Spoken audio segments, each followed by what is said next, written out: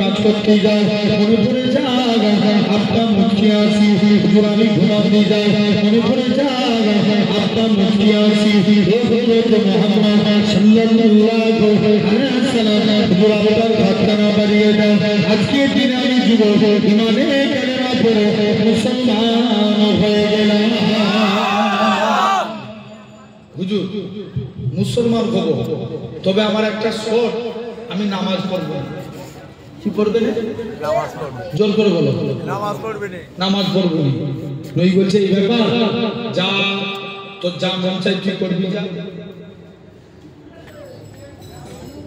তোর যা মন চাই তুই করবি যা এখন সব বন্ধুরা নামাজ পড়ছে নবীর কাছে চলে এসে হুজুর আমি নামাজ পড়ব না বলেছিলাম না তবে আজকের দিনে কথা দিচ্ছি নামাজ পড়ব কিন্তু আমি উযু করব না কি করবে না উযু করবে না নই বলছে এই ব্যাপার যা বাড়ি চলে যা সব বন্ধুরা শুনছো বন্ধুরা নামাজ পড়ছে নবীর কাছে এসে হুজুর আজকের দিনে আপনার কাছে নামাজ পড়ব কি করব না ধরো বলো উযু করবে না এই বলছে যা তো যা মন চাই তুই করবি যা যুবক একদিন বিনা উযুতে মসজিদের দিকে চলে গেছে যে দেখি আমার বন্ধুরা কি করে যুবক মসজিদে নামাজ পড়ছে মনে মনে করছে সব বন্ধুরা নামাজ পড়ে নবীর কাছে চলেছে হুজুর আমি নামাজ পড়ব উযু করব না হাদিস পাক আল উযু মিফতাহুস সালাত আর সালাতু মিফতাহুল জান্নাত উযু নামাজের চাবিকাঠি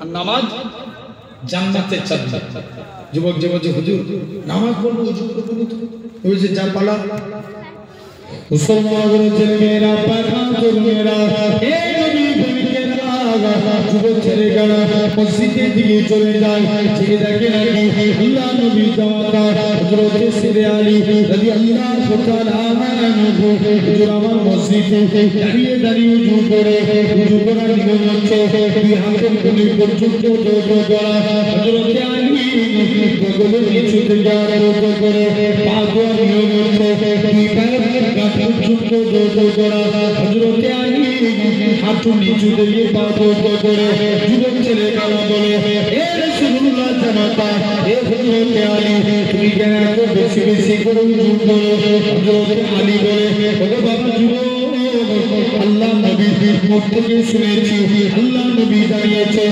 পবিত্র উযু দান হবে উযুর পানি শরীরে যেই জায়গায় পড়বে কাল কিয়ামতের ময়দানে তার শরীরের ওই জায়গা থেকে নূর চমকাতে থাকবে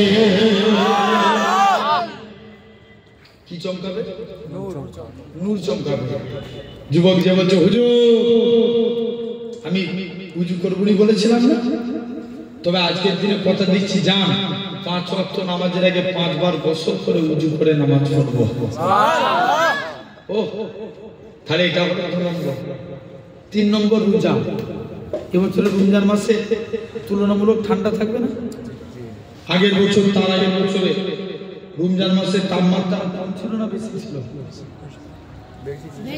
বেশি ছিল না সূর্যের তাপমাত্রা কত ছিল 44 ডিগ্রি 45 46 ভুলে গেছে না মনে আছে না কেরালার একটা যুবক সূর্যের বিরুদ্ধে পুলিশের কাছে মামলা করেছে কার বিরুদ্ধে সূর্যের বিরুদ্ধে বলছে স্যার সূর্যকে একটু ঘিরার ব্যবস্থা করুন সূর্য तमाम পৃথিবীর মানুষকে হারিয়ে দিয়েছে আল্লাহর কসম সূর্য রোজাদার বান্দার কাছে হেরে গেছে ও ভেবে দেখে নাও তাহলে 3 নম্বর রোজা রাখবো বলো ইনশাআল্লাহ 4th নম্বর যাকাত শতকরা কত টাকা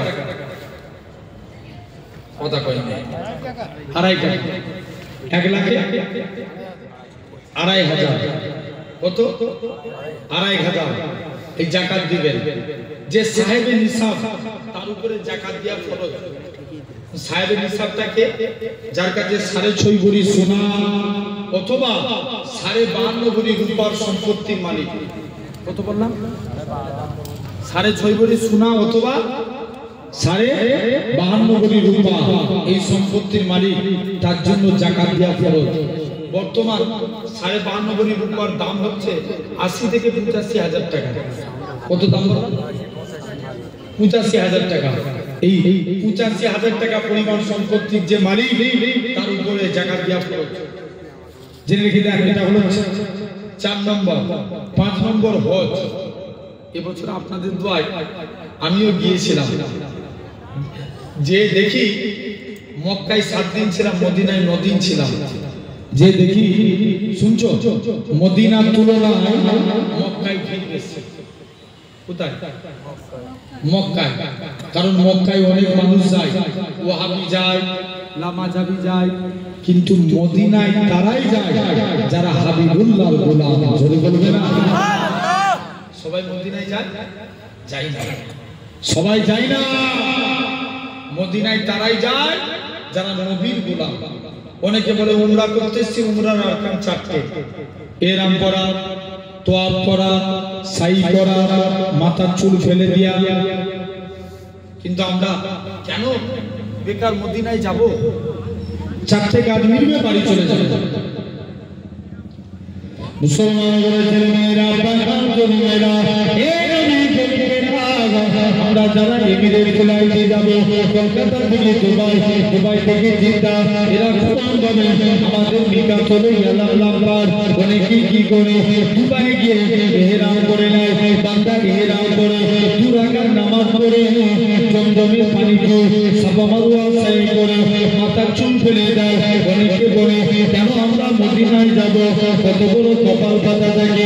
এই কাবা শরীফও হতো না আমার রাসূলুল্লাহ যদি না হতো, ইব্রাহিম নবীও হতো না আমার রাসূলুল্লাহ যদি না হতো, ইসমাইল নবীও হতো না আমার রাসূলুল্লাহ যদি না হতো। যে নবী খাতিরে আল্লাহ পাক কাবাকে শরীফ করেছে, কেননা নবী আমার মসজিদে কিবলা লাইনে 2 রাকাত নামাজ পড়ে মসজিদুল আকসার দিকে মুখ করে নবী আমার মনে মনে করে আল্লাহ পাক আপনি যদি কাবাকে কিবলা করে দেন, আমি নবী তিনি বলতে বসে আমার আল্লাহ জানিয়ে দাও, হে আমার হাবিব আপনি সিজদা থেকে মাথা তুলুন, আমি আল্লাহ পাক আপনার খাতিরে আমি আল্লাহ কাবাকে কিবলা করে দিলাম। কার খাতিরে? নবীর খাতিরে। বলছি লাইভ দিবেন না। কাবা আমি নবীর খাতিরে আল্লাহ কাবাকে কিবলা করে দিল। তাহলে আসেন আমাদেরকে সেই নবীকে ভালোবাসতে হবে। বলেন ইনশাআল্লাহ। জোর করে বলো ইনশাআল্লাহ। আচ্ছা বলো তো, আমরা কি চিরজীবন দুনিয়ায় বাঁচবো? না। সবাই মিলে বলো না। ভাই মরতে হবে না? হবে না? হবে। আচ্ছা যদি ভাবি ডাক্তার দেখিয়ে বেঁচে যাবো, তাহলে খবর নিয়ে দেখো বড় বড় ডাক্তার বাবুরা মারা যেত না। যদি ভাবি দোয়া তাবিজ করে বেঁচে যাব, বাঁচতে পারবো না। তাহলে পীর আউলিয়া নবী রাসূল তিনারা ইন্তেকাল করতেন না। মরতে যদি হয় মরণের মতো কাজ করে। শুনছেন? কার মতো? মরণের মতো কাজ করব। কবর কারোর জন্য জান্নাত, কারোর জন্য জাহান্নাম। ফুরফুরা শরীফের নাজমুস সাদাত নহুজুর কিবলা, যিনাকে আমরা মাদার জাত ওলি বলেছি। কি ওলি বলে? মায়ের পেট থেকে আল্লাহর ওলি। 25 বছর আগে নহুজুর কিবলা ইন্তেকাল করেছে। 25 বছর পরে হুজুরের বড় সাহেবজাদা বাকিবিল্লাহ হুজুর ইন্তেকাল করলেন। দাদা হুজুর কিবলার মাজার দেখেছেন তো?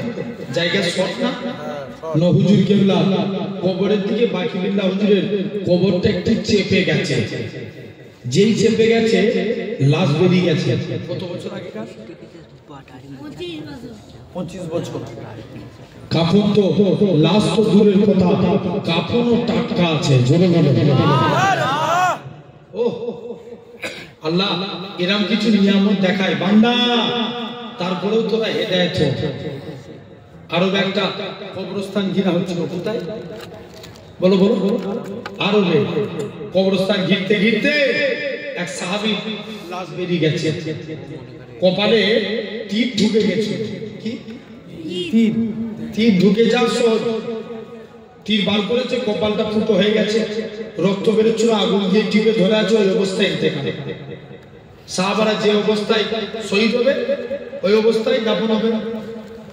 এখন 1500 বছর পরে কবর ঘেরাও করবে বলে কবর খুলতে যে ওই সাহাবীর লাশ বেরিয়ে যায়, লাশ টাটকা, কপাল থেকে যেই আগুন সরিয়ে দেয় ফিটকিরি দিয়ে রক্ত বার হয়। আল্লাহ এরকমও কিছু নিয়ামত দেখায়।